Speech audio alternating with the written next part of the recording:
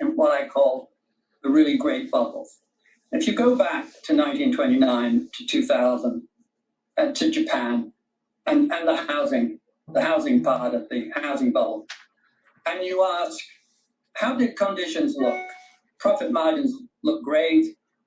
The forecast was great. There was no chance of a recession. A few months ago, smart people were saying there was a 20% chance of a recession in 3 years. I mean, it's quite amazing. And what happens after the bubbles break is there's always a recession pretty quick. And people never get it. People never forecast it. And along with the recession comes a drop in profit margins. Going into the bubbles breaking, profit margins are always recording in peak. progress. Bubbles don't peak for no reason. They peak because economic conditions are nearly perfect. And that includes low inflation and high profit margins. And the first thing to go in a recession, of course, is the profit margin. And that is very likely to happen this time.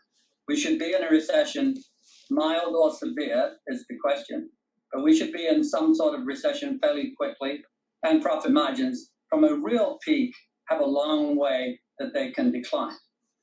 And if you want to get into the longer term, I think this kind of 2000 bubble that we have is dangerously likely to morph into the 1970s, where inflation is always a part of the background discussion, and where growth rate starts to dwindle away. So you have shades of stagflation as we had in the 70s, where commodities are intermittently scarce, price jags here and there, as we have seen recently, where the whole system is so strung out and so borrowed that it's lost its resilience. All you have to do is cough in COVID or a war in the Ukraine, and you see the problems ricocheting around the system that was not designed to absorb any kind of punch. Last minute inventory delivery, no reserves, putting all of your business with one country far away, and no flexibility, no resilience. And now we begin to pay the price.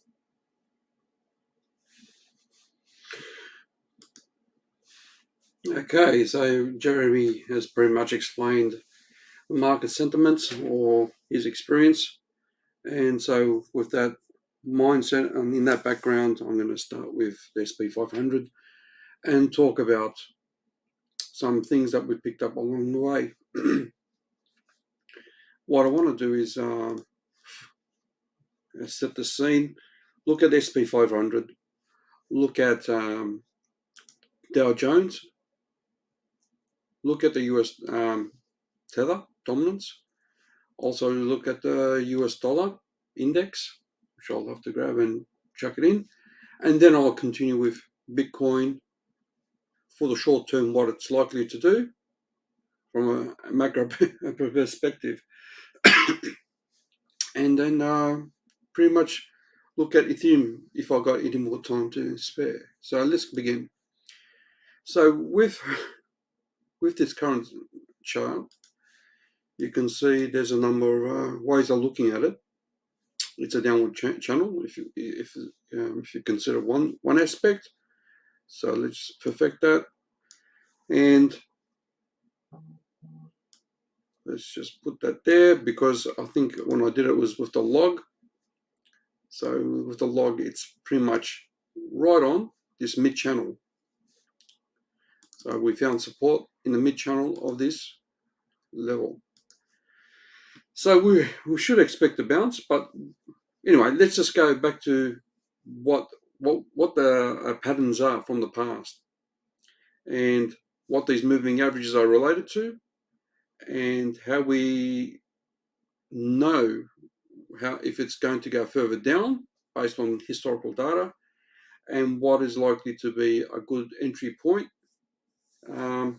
if it does break a certain market structure, and what it's likely to based on the past. So let's start with, so I'm on the weekly. I'm going to go and move all the way, and there's some background information you need to know about, and one is what do you call it, the Shemitah cycle, Shimita cycle is every 7 years or so, and it does have an effect. So looking at January or 1973, what I'm going to do is just highlight certain aspects of this chart, and then we're going to bring it, and I'll touch on one or two more, and then bring it into today's chart or current status. So what we have is here, we have the 200 weekly moving average. We have the monthly 21 moving average. Then we have the 200, 233 and the 200 moving weekly average. And then we have the 21 daily and small time frames. So the top ones are the dailies, and the further you go down, the bigger time frames they are. Now, what we observe, and it's a method that I use. It's not always correct, but it's most of the time it does work out. When you see, first of all, the dailies cross over. So let's look at this closer. So I'm on the weekly chart. We've got the 21 moving average on the weekly, and then we've got these dailies. So if the weekly 21 moving average crosses the 200 dailies, it's likely to further go down. You can see the 50 moving, the 21 monthly moving average. Now here's the main aspect to this. We'll come back to it later. But the 21 monthly moving average is significant. And then obviously the 200 weekly. And then we've got this one here, the 200 RMA on the weekly. What we've done on this chart, now I'll just bring this here. Give me a sec. I'll remove that, and I'll get this one as well. Just clean the chart up a bit. I've got my levels, and you can see the 200 moving weekly averages are pretty much acting as support. If I was to put my Fibonacci into this, let's have a look at this.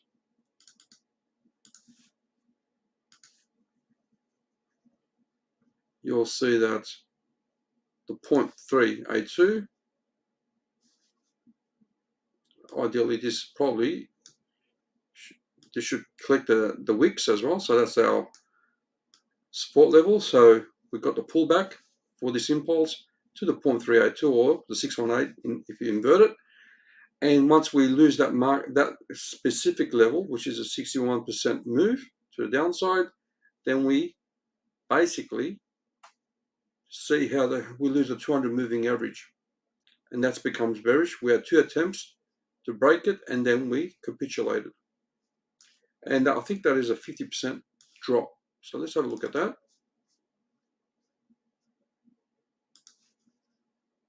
From there to there, yeah, 49 something, 50% drop.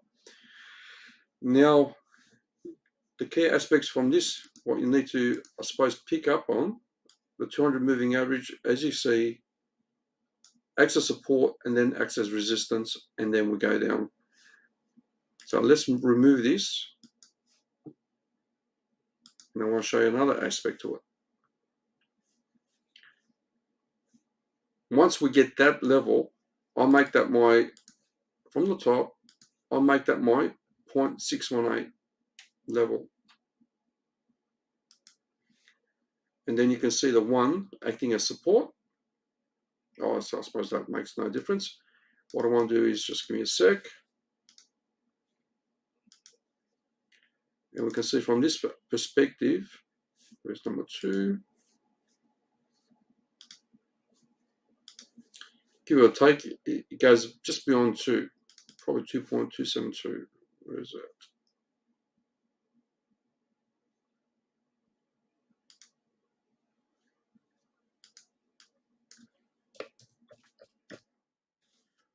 Give it a take, that's where it actually ends up on. That's one way of looking at it. So we can say that that's a 0.618, or if you feel like that where the 1 is, so we align it with this, and then you can see it's the 1.618. Okay, so there is a method to this. If we think of it from a wave perspective, 1, 2, I suppose 3, 3 and 4, and then a big drop. This method, if we apply this method to the current time frame, you will see there's some resemblance. And the main thing here, let's just move this for a sec. If I was to bring this out, and from the top to this bottom, I get the 1.128 level. So keep that in mind. So there's a number of ways of looking at this, but from there to there, 1.128. And we talked about all the moving averages, but that's with conditions that we break this 200 moving average, retest it, refail, and then what I want to do is come back to this one in that time frame. Now this is our monthly chart.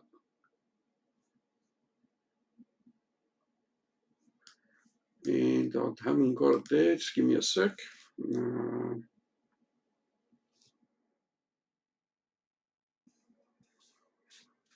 Index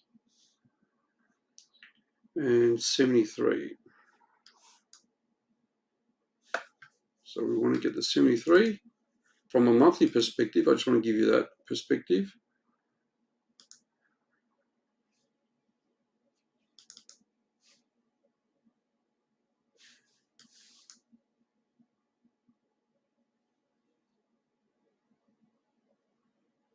Is that looking right? That's 73, and that is 73. Okay, just looks a bit off. What I want to do is add, look at this, and make it a monthly 21 moving average. So I'll just find out what that is. Okay, the blue one there.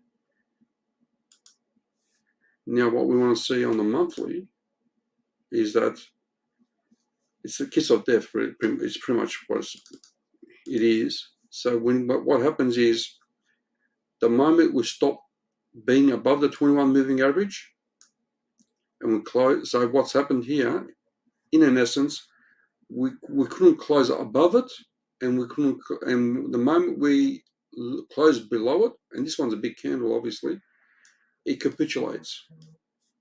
Okay, now if we move that similar and we look at other aspects where it's done the same, find another example, which is here, 21 moving average. What we had here,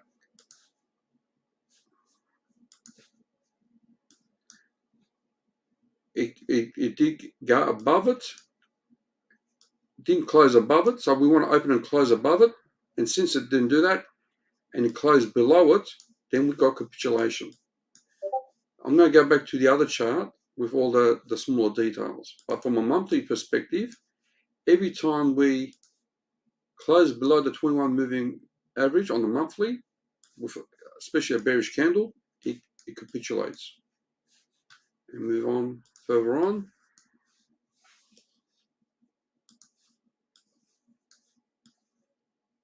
We're on the 21 monthly moving average. We're getting rejected from the 21 monthly moving average. If this month closes, it's more likely to go downside. So this is from a monthly perspective. We tried once, we tried twice, and we're losing it. Okay, so the monthly 21 moving average is pretty much telling us. The other aspect is, if we were to apply that rule, 0.618, 1.618 is further around there. So we could potentially go all the way down there. Worst case scenario, if we apply that rule from the top to this bottom here, it turns out to be the 1.28. So if we go back to here, 1.128. Now let's look at other instances of the Schmidt year. Similarly, on the Schmidt year, this was the recession that had to have. Now look, if you look at these moving averages, the moment they start crossing over, and we drop, I suppose if we get this, and we say what we look at is that being the main support. In this case, again, dropping the 200 moving average, it hits the 1.618, and we can see that the moment we break, when these moving averages cross over above the 200, it's a change in trend, and we're up. So that is a good sign. And in this case, we probably use our structure, and we'll probably use our, so this fits perfectly in this case, but it's in the Shimida year. So keep that in mind. The next one, Shimida year, stock market crash in 1987. Remember the 50 moving average, which is this black one here. Again, the moment, and that's the 200 that's actually kept it. When we get these crossovers of the moving averages, that's when it becomes bullish and up it goes. So what we're looking for Shimida years, right? Shimita. So this one is a big one. And you can see that. Similarly, I use my 618. So this is a wave 1, 2, 3. So basically that's a Elliott wave count to the 5. And if I use this method of the 618 at a level, in this case, it hit the 1.272. So let's look at that.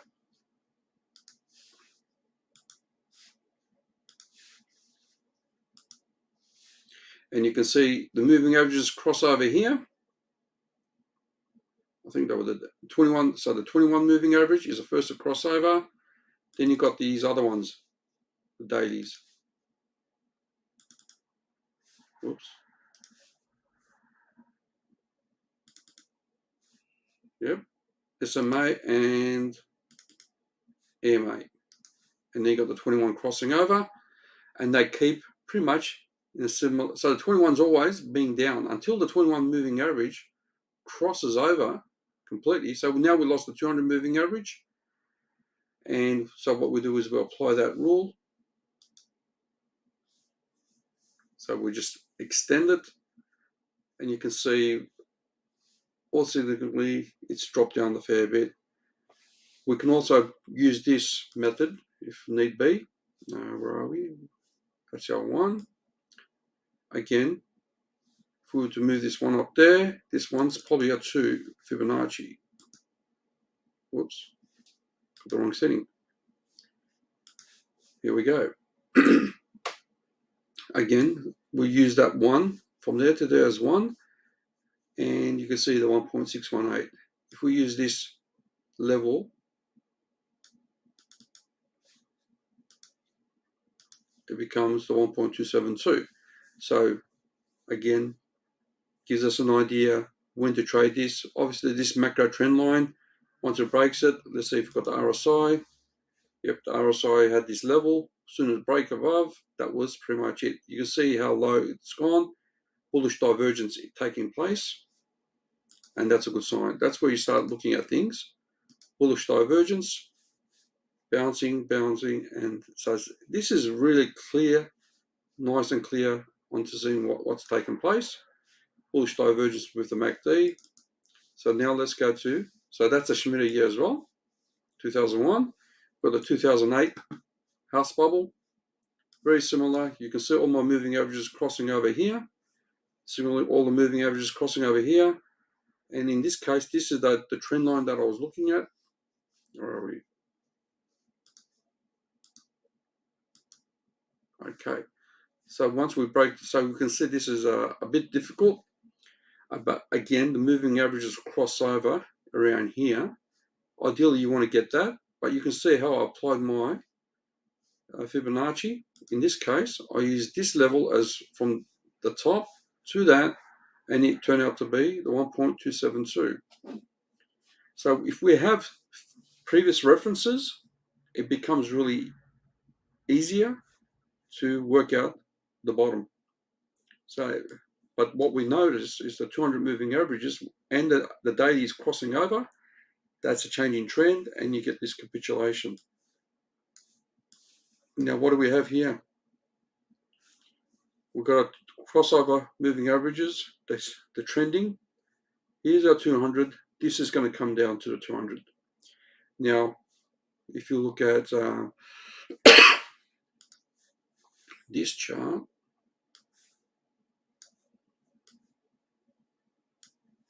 pretty much gives you a different perspective. I want to just get something that's probably on the daily.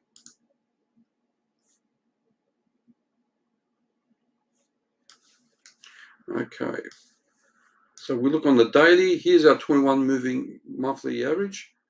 Price is finding the 200 dailies and the monthly as resistance, and the fact that it was very synchronized with the Fed talking about the interest rates at 8.3. That was a catalyst that dropped it. Now, from the Fed perspective, coming less than 2 days, probably a day and a bit for me, we're going to get, so we had the 8.3 announcement, the CPI announcement, or the interest rates announcement is probably what's dropping the markets. So a 5 would not probably 50 or 0.5 or 50 basis will probably not drop this, but anything 0.75, and some people are expecting a 1 based on the inflation rate. So that there's a bit of bad sentiments that this is going to go down. Okay, so if it hits a 1, it's going to be the catalyst for it to drop hard, and we're looking for this bottom level. If it comes down, then we're going to look at this channel. Right. So if we break this level, this midsection, then to me it's going to come to this first target here, and then we're going to get the start. We'll probably get the 3 bounces, and then probably I'm looking at that. But there's conditions, like I said. For now, this seems like to be the head and shoulders, but you can't take it for what it is. But if that's the head and shoulders, and we break this level, then this is the target based on measured move. So if that was our measured move, you can say that's pretty much to the bottom of this channel, and that's below the 200 moving average, and we already closed below the monthly 21 monthly average. So there's a lot of negative sentiments. What I want to do is also look at something. Give me a sec. Downloads. Okay, so this is a nice chart. What it's doing is, okay, where are we?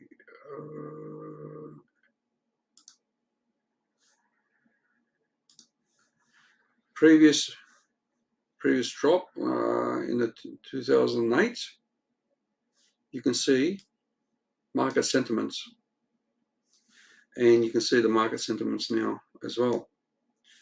And we just started, and this looks like so we're the early stages. I'll look to change the color on this though. So we lose market structure roughly. If we lose that market structure, it capitulates. So what does that look like? Market structure, we had a few levels. This is a key level.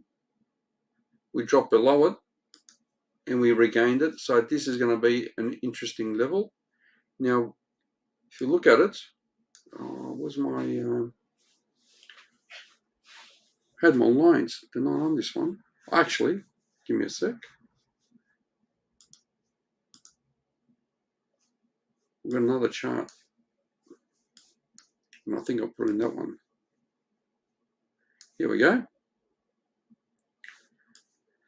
So if this CPI announcement didn't take place, the news, it could have probably gone to the top or even more to this top channel. So you can see this channel structure. So this is what I want to also show you.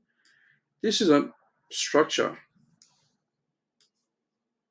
And So if this is where it becomes bearish. If we lose this structure, and I think this is what happens. That's 1, 2, 3, 4, and if we lose that, I think that's going to be 5, and that's wave 5, and wave 5 could pretty much bounce further down like that.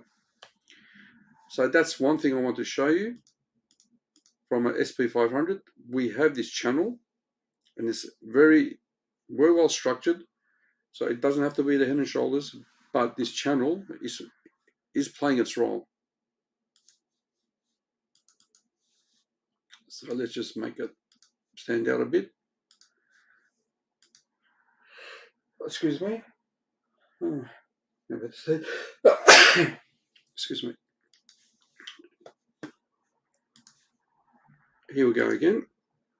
So that is a channel that's going up. In a way, it is a bearish in some ways, but it can turn bullish as well. From a Wyckoff perspective, silent climax, automatic response. Actually, automatic response here. So this is a peak, and it's not really. It came back down, so it's not really holding this key level. To me, this was a key level here. That was a key level. We need to regain that. You can see from this structure where we haven't really dropped, but once we lose this level, and you can see ever so fine while we're finding support, and so from it is the 0.5 that's acting as resistance, and from a bigger picture perspective, it's, let's do this. Actually, this chart would be probably better. You can see if I do from the swing high to the swing low. So where is that? If I get from there to there,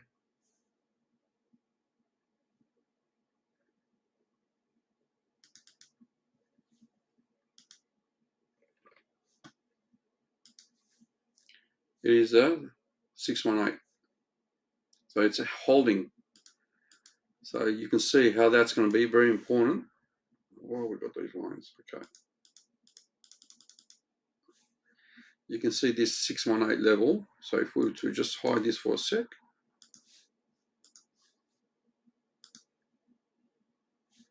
I'll get this as well. So that one's there. And I'll put that back in.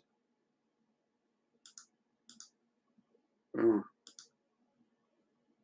Was it this one? Okay. You can see from, okay.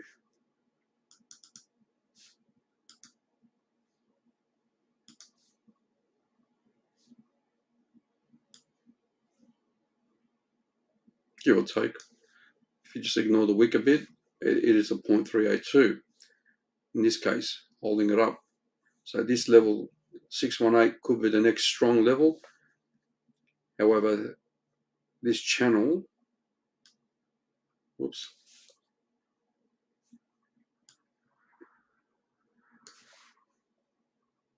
and based on this, we have that horizontal. So that level is very critical. It needs to hold. If otherwise, it's going to drop, find some support, and then continue. And that will be my A, potentially B up to there, or there to that previous support, and then C further down based on what I've shown before. So that's what I have. G'day, guy. So that's Nabi. G'day. So I did talk about other stuff. There was a video that in the beginning, if you missed it, have a look at that. So what I'm looking at now is a key level that the SP500 needs to hold, which is this here. Whoops. If we lose this, and it's likely to be the catalyst for a major drop, I think what I was saying is the interest rates. If the interest rates turn out to be 100 basis points or 0.75, that will be the catalyst for it to drop. We had the drop for this with this interest rates of 8.3, that was a catalyst. They weren't expecting to be so high, and now because it's high, they have to counteract that with interest rates. They're the only tools. Those who are investing in gold, I would say watch it, because what these guys do is to make the dollar strong, they've introduced in the 1970s paper gold, and what they do is those metals traditionally were a means of storing wealth. They created paper gold, and the strategy is that they will start dropping paper gold, so it doesn't really exist, but they use it as a means of controlling gold prices. They'll drop it, they'll drop silver, and what they do is and if you see gold and silver dropping, that is a pretext to the US dollar going up. And for the US dollar to go up, they'll probably raise up interest rates and so on. So you've got to be careful how these guys play the game, but those are the tools at their disposal. So if we look at gold and the US dollar, we'll have an idea what's going on. So let's move on to US dollar. Give me a sec.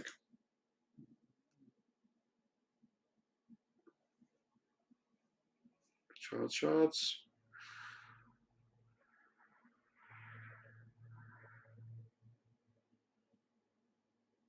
Okay, I'll have to bring it out.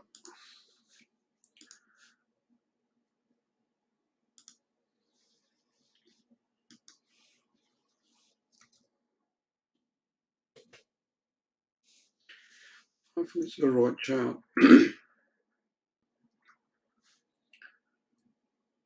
So that's my US dollar there. So I'll just get the one chart.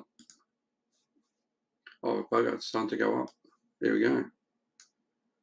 So if you watch my other videos, you will notice that so Bitcoin should be dropping right now, looking at that. Okay, I haven't got to Bitcoin yet, but I will. So US dollar, if I was to look at the 2-day or 3-day chart, let's have a look at what's going on. So we defined that there was a resistance. Oh, bugger. Let's just do this. That looks bullish. So that's going to continue up. And this was our main resistance level. And I think it's based on the weekly. Give us a look for a sec. And I better change it to log. There we go. So now just have a quick look at that. The US dollar, now if it breaks this level, it could hit the top of the channel, which is why I had that. And so I'm looking at US dollar to go up. It's pretty much evident. So if we're looking close, you can see that the trend's still going up. Let's see with the, and this. So if the RSI breaks above it, that's my confirmation. So that's on the weekly. So I don't know if it covers the 3-day. Yep, the 3-day as well. So here we go. So if we break above that, this is going to go up a fair bit. Now the news, if it's good news, it'll probably come down. Coming tomorrow, I think, or a day and a half. Otherwise, they're going to go up. So this volatility is going to kick in.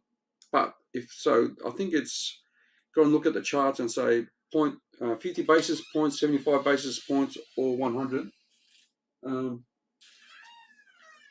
Just give me a sec, guys.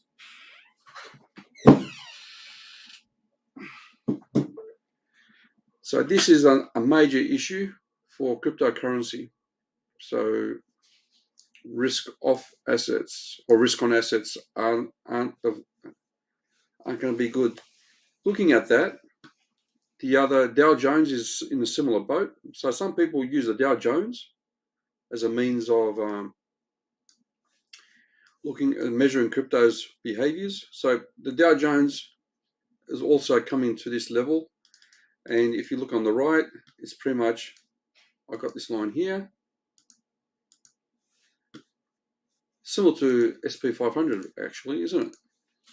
So if we drop this level, and you can see from this right chart, it's on the 618 level already. So this is a critical level. It's already dropped. We'll find, and it's in the middle channel. So that's the middle of the channel, and it's going to find resistance. So the Dow Jones is looking bearish as well. And if it comes down to really is interest rates. Here's if you haven't seen my previous charts, this is the Teva indicator, and we break this. So I was saying that this is wave. My theory was this was wave 3, wave 4, and we're doing wave 5. So wave 5, if I got it, so I got it here. So let's just push this back a bit.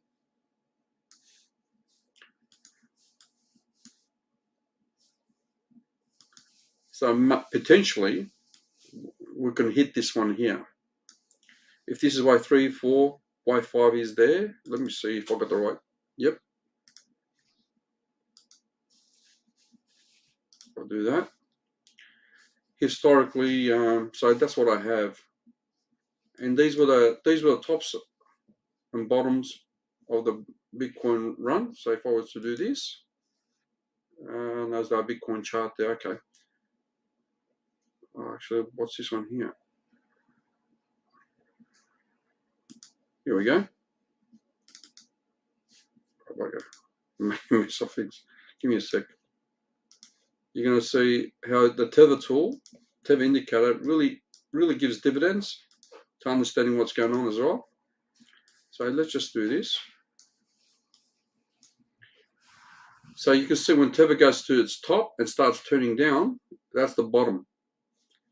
And similarly, when Tether's at the bottom, dominance, starts going up, that's the top of Bitcoin. So what we're having right now, you can look at this as a channel potentially. Let's do this. So have a look. You can do it yourself, and it could play. So what I had is potentially this as well.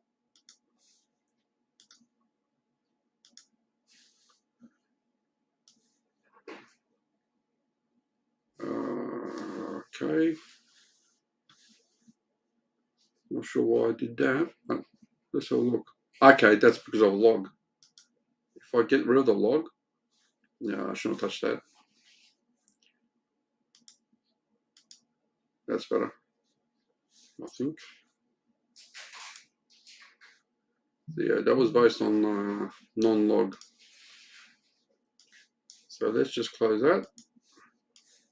So that was my channel. So from that reference, you can see how that plays a pivot. Maybe we can just adjust it slightly more. So whenever we lose that, I think it's going to be a good sign for a bull market. But you can see from this perspective, even the Fibonacci works perfect, like right to the hairline. So that is our current resistance. If we break above that, I was expecting a pullback, which it did. So it works in sync with cryptocurrency. And I'm looking for a support. Now I have this trend line. Maybe that's going to be a support and continue on. So keep it. So my thinking is, if we drop this, then it's going to be a bit of a what's the word? A good rally for a bear market. So if we drop this level, that's one, and we drop this trend line. If we come down, I think we'll hit there. Bitcoin's going to go up, and all the alts are going to go up. So this is currently showing bullishness, and it took 1, 2, 3, 4, 5 touches to break through. So this is not going to just drop through, not easy. So it will probably might touch it, and then. So this is what I think the US Tether here is going to be significant as a tool to find the bottom or confirmation. So I would use this. Now we've covered a fair bit. Now let's look at the total market cap. The total market cap is very similar to Bitcoin. And so what we've got is we've broken this market structure. So from a Wyckoff perspective, we've broken this level. And with reason, if you will look at the market cycle, so this total market cap of crypto, if you look at a market cycle, and I'll look at, no, that's not the one, keep getting the wrong ones. We've done this already. So we've done that, and what we're expecting is further down. And this is what people are bullish. People are still bullish for a number of reasons. And let's just go to the daily. You can see why we're bullish, right? This trend line is supposed to be support. Now, it could also bounce off. Now, if it doesn't bounce off this, then you're going to say, then you can agree that is a weak, very weak sign and very bearish market. So here's the 200 weekly moving SMA. And you've got the trend line. Now, we've actually dropped a little bit of it. I had these lines before, so you can see this right there, 200 weekly moving average is acting as support right there. So if we drill in and go really close, you can see it. Now, that from a structural perspective, it's very similar to Bitcoin, but this is also does look like accumulation for reversal, but the fact that it's on an angle doesn't give me that confidence. I think this will drop down further, and the 1.618 is probably a good spot to buy. But the thing is, it might just continue further down. That's what's scary. Now, if you look at from a trend line, you can see that as well, right? But we could probably get, let's see if there's anything here. Yeah, there is. You can see that coming potentially, or more so from this angle. We're on the channel. So from a crypto market perspective, if the SP 500 is going bearish, Dixie is going bullish, Bitcoin can't hold that back. And so what we're looking at is if we lose market structure, the 200 moving average, we'll lose that. And we lose these ever so fine wicks. See these wicks? And I'll just align it like that. If we lose that, it's down. It's going to go down for sure. Obviously, there's going to be a bit of a rally here. Might go up, but it's going to face this 200 moving average, and it's going to come down. So from that perspective, this has to go like that if you want to be bullish. So we've got to keep an eye on this, but it could easily just do that. And that trend line is significant. If anything, we've got a secondary there. This is a secondary one there. Right there. So let's just get rid of these lines. So this is all technical analysis, charts, formations, trend lines, and Fibonacci. My Fibonacci has been set there, so we can see how these lines mirror up. If you ever look so closely, you see they make sense. So find support, find resistance, and so on. But this does look bearish. I have a chart that I think could answer your questions. This is my own personal one that I did. We could potentially having a hybrid version of this where it's not a right angle but an ascending one, and we've got pretty much similar scenario where we get more touches to the bottom than the top. And so if we were to do this, obviously that's an ascending wedge, but you can see the broadening wedge theory. However, this can be a bullish structure as well. So I'm looking at the bearish, I'm giving you criteria for the downside, and the accumulation side is that, where we've got our selling climax, automatic response, secondary test, and we hit our top, wherever that is. But this is unusual to be that. It can't be, it's not normal for this to be so much apart. The fact that this tried to break above, it could be this could be a 3 to 6 months range, then I can accept that this, when this comes back down, it's going to come back down to this level, and we're going to have our secondary test, and then continue on, yeah, and find this level as our next, and then come back down. So this is the only way I can see that happening. There is another version, but our spring could be down here as well. That's the bullish version.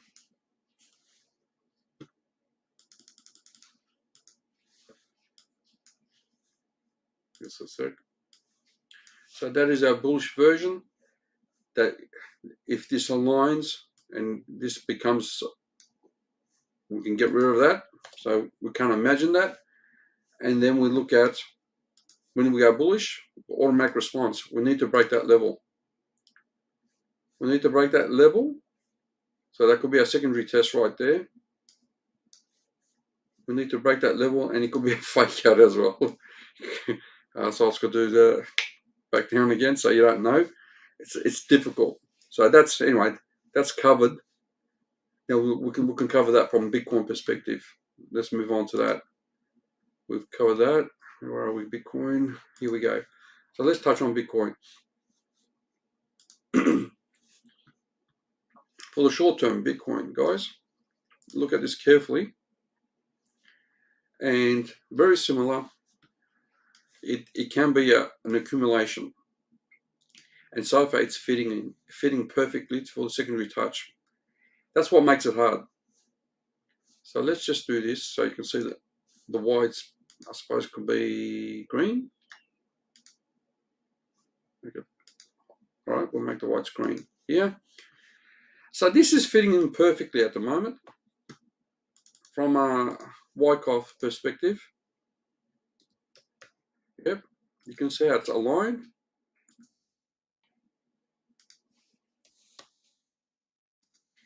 And we got our, so this is the issue I have with many of these. I haven't seen many where this goes that high and then comes back down and continues on. This is the first time I'm seeing it, if this is going to be a bullish formation.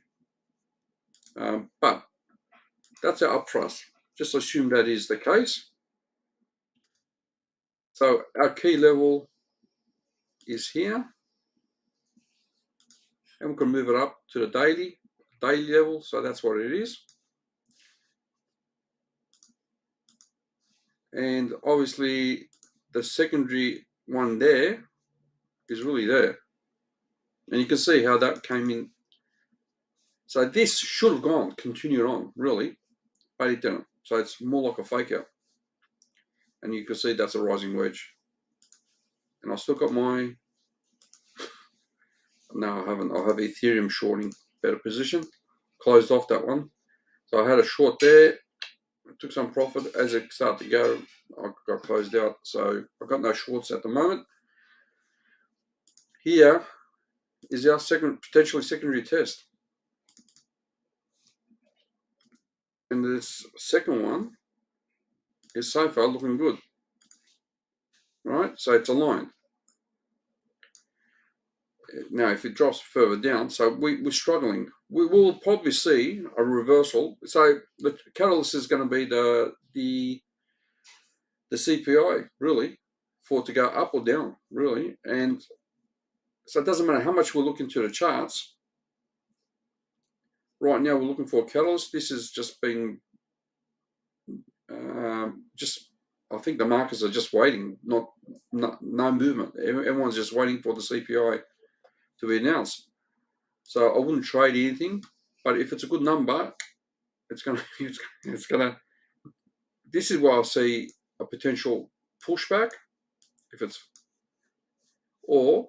So what we're having is, you can see my levels, right? This is the monthly level. We just got, so it's a monthly level, daily level, and weekly level, and it got a rejection. If it breaks that level, I would go long, because I've got these moving averages as well coming down. One's the 21 daily, and the other one's the 200 4-hour. They're my ones that I watch. So if we break above that, then I'll go long. So if I get a 4-hour candle close, open and close above this level, it might be my entry. Okay, so that's my method to going into this. I'm willing to risk it, and you can see how this is really, this was a good position to enter. I just took it easy. I should have entered, but anyway, you can see the weekly levels here acting as a resistance right now. 2 weekly level, and it's probably the daily level. So that is the daily level as well. So daily and weekly, this is a strong resistance level, and we're coming down. However, if we just hang around like this, that's what's going to be difficult, because that could go either up and down. So that if we break this daily level, I expect it to go. And this is what I got. My bearish scenario.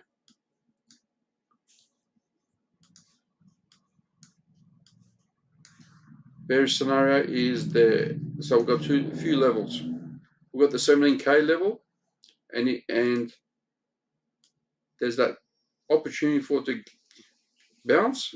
And again, I do say if it comes down, this is going to be a good position to buy. We've got 2 targets there based on Fibonacci, and that could be a good level to enter. And that's going to be difficult.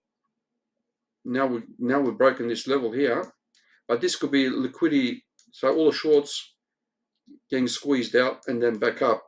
So you've got to be careful. This trend line is significant, and if we break that trend line, then I will go long, and that's the second level, and it might just come back down as a fake out, and that's why I got this. So that's this parallel. If you do a pitchfork, that will be there, and that could be our resistance. Main resistance is there.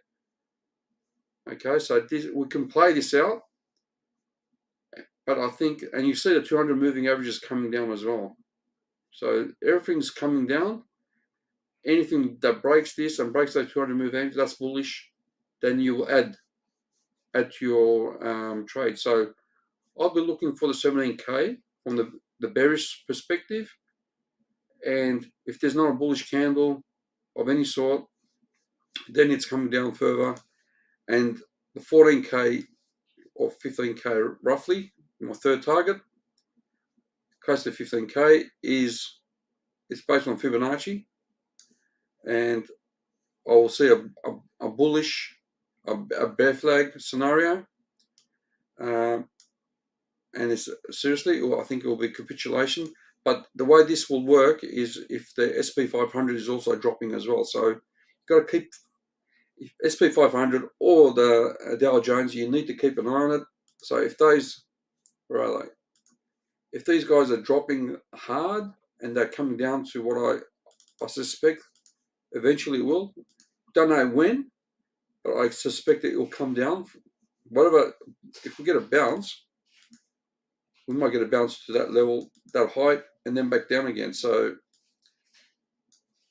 I'm not expecting anything bullish anytime soon, but there could be a definitely bounce there. So that Bitcoin bounce is reflected in that. The other perspective is good news from the interest rates, and we get a bit of a rally. And again, I see this part acting as resistance. I think it might just go above, just above, maybe hit that there, just to squeeze out the longs, the shorts. So all these shorts will get squeezed out. And so what happens is, if you're shorting, so let's look at that. If you're shorting, you start collecting profit. If it keeps dropping, you got some key levels. This level, I think a lot of shorts will probably take some percentage, and they will reverse it a bit. And if the whales do the same, they'll push it up to squeeze out the shorts. This is a liquidity area. Get some crypto and push it up. Makes and give some percentage rise, and the longs will jump in, and the shorts will be all closed off. I think the shorts are increasing, so the shorts will be neutralized, and then it's back down again. That's my opinion. We might break above, but I don't see that happening. A lot of scribbling there, guys. Hopefully you don't get mixed up, but that's what I'm expecting. Expect the whales to come in at a certain point based on opportunities. So because volume is low and price is easy to move, and so that's what I got for now. Let me have a quick look at YouTube to see if there's any questions.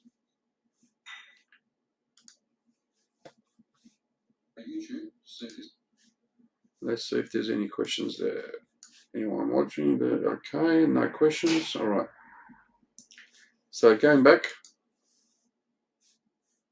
to this, how to trade it? Don't trade it at all. So you can have a look at this chart. I can share it if you want. I'll put in the comments. You can grab the copy of it and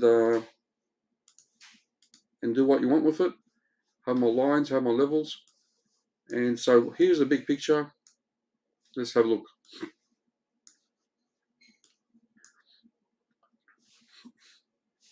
What do we see for a reversal?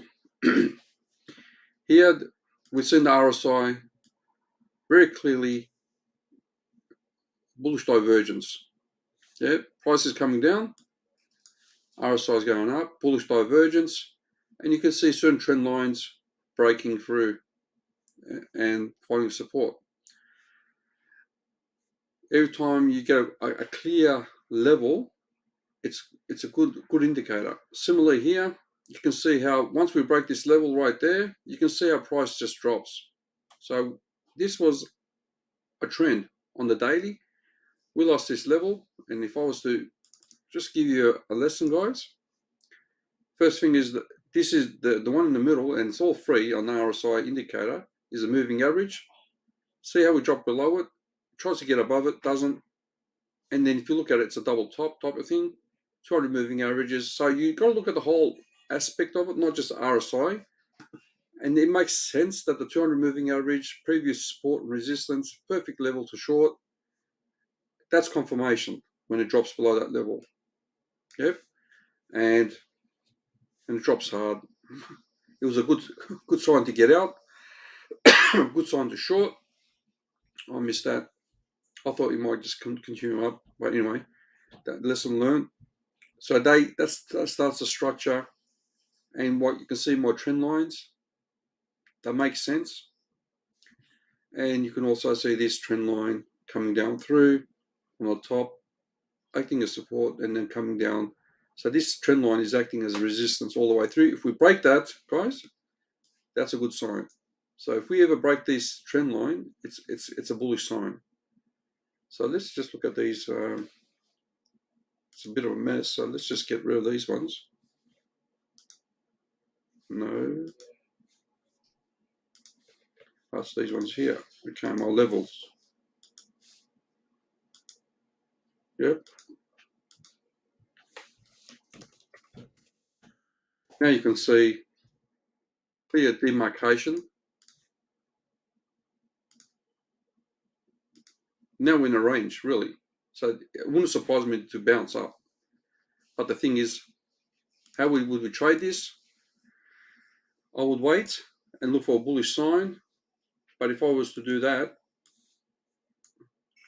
I'll be looking for the 618 level to be resistance. So if we were to come down, I'll be looking for this 618 level to be resistance, and then you might give it another go and then continue, and then back down again. Like to stop and stop. What do you think? And so we can see that trend line becoming significant as well. So even if we break this trend line, the next one is going to be resistance, and this level is pretty much resistance as well. So when to go bullish, I will go bullish once we break these levels and this trend line. That's my opinion, and I'm okay to miss out on a bit, but stay with the strategy. Look at the key levels, but this is where it's going to be nasty because it's side ranging. If you want to play it safe, just wait it out and look for more information as it comes up. At the moment, this is just hypothesis. So I'm looking at this current structure. So it's very evident on the daily that we have resistance, resistance, resistance, resistance. Perfect. We break that trend line, it capitulated, and we found support, bullish divergence, it went back up. So there was a bullish divergence playing out here, and that's why it went up. And that played out. That bullish divergence played out, found its resistance, came back down. This is, in my opinion, a wearing down of the bulls. Doesn't matter how high it's going to go. It's not the bottom, guys. It's not. It might even, if you want to be a bullish perspective, it might just go up to, it might break this level. And I would say if it breaks that level, we're lucky to get past the 1.414. So I'll put the 1.618. You can see how all this fits in perfectly with the fib structure, and the 618 is the main one, and it's pretty confluent with main, as a resistance. If you pass that level, then you look at for 1.272, 1.414, and what's happened to 1.618? There we go. It might even go up to that level there, and then you look at that confluence with that one there. So best case scenario, it's going to go up to 30k and then back down. Why is it going to go back down? Well, that's a whole different discussion, but for the time being, use this RSI as an indicator, and I think what I'm expecting is this coming down, touching this level, and that might equate to that level there, or it might equate to that level there. I don't know where that's going to be, but I'm seeing this coming down. Now, if I look at the MACD is bullish, but if you look at that on the daily, the MACD, it's crossed over. So what we could potentially expect, if the RSI finds its bottom, we might see that happen. And then they cross over again, and then we can see bullishness. So that's what I'm looking for to go enter. I'm looking for this to come down, and I'm also looking for the MACD to cross over again and be bullish. If that's not the, and what I say we've got stochastic. The stochastic is pretty much pointing downwards.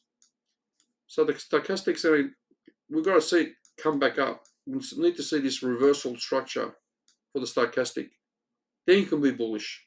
So we've got a few indicators that I've highlighted that will help you out. You can also, if you know how to use the Phoenix is as well. Very good indicator, but I can't see any on the daily being bullish right at this moment. It's pretty bearish. However, let's just do this for a sec.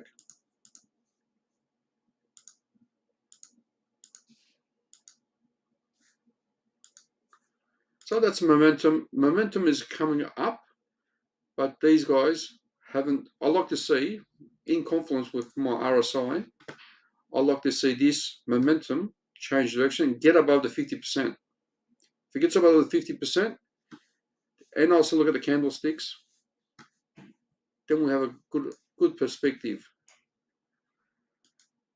Okay, but that's what I'm seeing for the moment. I'm looking at two levels, either that level or further down for a bounce, and then I'll trade it based on what I see. It's going to be hard, but I've talked about those scenarios. And I think the last one I'm just going to quickly touch on Ethereum. There you go. So Tether's still going up. Ethereum, if you look at Ethereum from this perspective, a channel. And I'm expecting, if this is the head and shoulders, I'm expecting the target to be the middle of the channel, 73 to 880. That's, I think, is a good level to enter. I do see, like I said, a bearish perspective. Ethereum pretty much is a sell-off. It's going to come down. It'll find this level as support a fair bit, but it might just cut through it.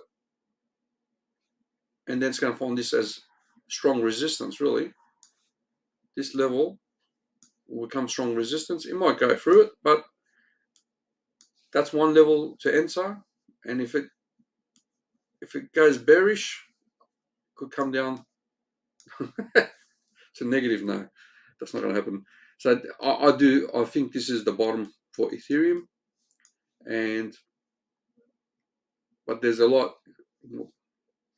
That is the scenario, but at the moment, we've got to wait and see really when that's going to happen. I do feel like this. Whoops, I shouldn't have done that.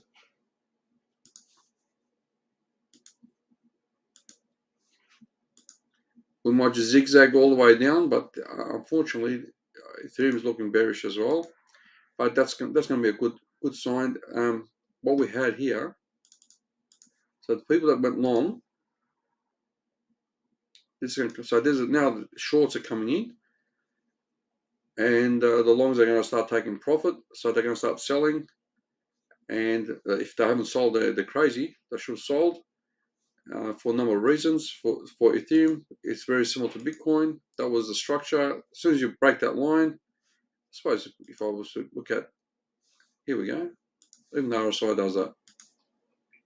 There you go. That was the perfect spot. RSI does give you a means of trading. Whoops.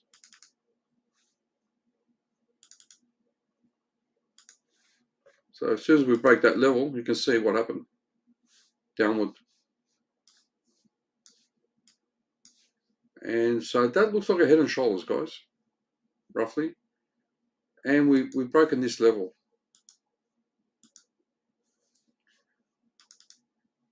So that level was holding us up. Even that level here, I would say. Yeah, more so there. That's a bit higher. Give or take. Might have to put this on an angle. And there we go. So if this is head and shoulders, this is the measured target. I'm not saying it is a head and shoulders. I thought that we've got 2 points of control. Whoops. For Ethereum. And I thought, looking at this on a smaller time frame, I thought, okay, we might be able to go bullish. And you can see, it's not really looking bullish at all, is it? It's just dropping. So I think we'll come back down here, back down to where it started, and then maybe see what happens after that. If you've got no questions, guys, that's it. I'm going to wrap it up. On the short term time frame, Ethereum is looking bearish as well. Nothing's looking good. And I'm mostly cash, so I'm pretty happy with my decisions. And yeah, don't be bullish until you see reasons to be bullish. Don't listen to the media. Those YouTubers, forget them. Many times I've got influence in the past by them, and I have my sources of. So here's the thing, guys. Before I say goodbye, all this is not just my opinion. I have a few mentors that I follow. I see what they have to say. They're more experienced than me. I look at their ways of analysis. So I've got three or four that I'll look at. And what I do is I try to compile it together with my own method, my own style, and present the information. I'm more technical than they are in most cases. They have different ways of doing it. I'm able to look at shorter periods and look at for formations as well. And you can see how I use my indicators. None of us is wrong. There's always a style that suits certain people. Hopefully mine makes sense to you. And this is my method. Using the Wyckoff and a few well-known failed swing trades, you can make good decisions. So that's pretty much it. Though I have to say, this is just not my opinion of being bearish. I'm bearish based on what I've seen from more experienced people, and I'm including the factors that are like the SP 500, the Nasdaq, the Dixie. All those they are fundamental to crypto. We can't trade crypto in isolation. And I think a lot of people out there fail to correlate all of them together to make a good assessment. Inflation is going high; it's not going to go away. Interest rates are going to go up, and from what I know is Britain is coming up soon after the Fed, and what other countries? So Britain and I forgot the other one, and they might just knock the markets globally. So Japan, that's it. Japan is coming up to CPI. Britain's coming up to CPI after the US. So if they all pretty much raise interest rates to a significant level, and also they're pretty much big markets. They're going to affect crypto no matter what. So hopefully, I'm hoping it's bearish because I'm cashed up. So I'm looking for something lower prices to buy, and I have my method of looking for entries. So come and join us on our Telegram channel. It's for free for 10 days trial. No details required, and if you feel like exploring from us, we'll try and answer. We answer many questions. There's a few good people that contribute. We're a small community starting to grow. Hopefully, by the time we get to the the bull run, you're ready to be buying those coins that we talk about, and we share our ideas. So I'm sure many other channels do. But here's the thing: we look at details from a mature perspective, not from emotion. And I'll wrap it up on that. Please give me a like and share, and I'll talk to you soon. Cheers.